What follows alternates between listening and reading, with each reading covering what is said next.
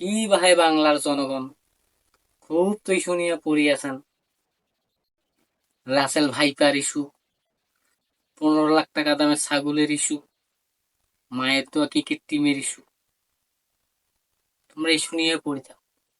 আর এই ভিত্তি যে বাংলাদেশের ভিতরে রেন্ডিয়ে সাপ ঢুকে গেছে এটা জানেন না?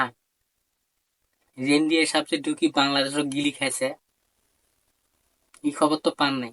পাইবেন কেন করিয়া?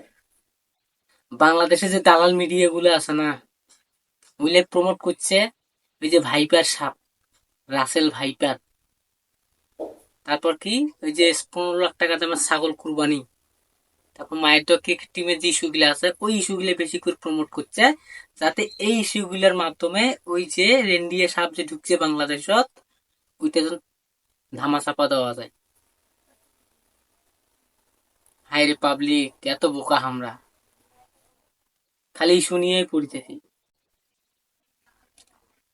তোমরা কি জানেন ইন্ডিয়ার ট্রেন বাংলাদেশের ভিতর দিয়ে যাইবে? ওই ইন্ডিয়াতে ঘুরিয়ে এসে আবার বাংলাদেশের ভিতর দিয়ে আবার ইন্ডিয়া যাইবে।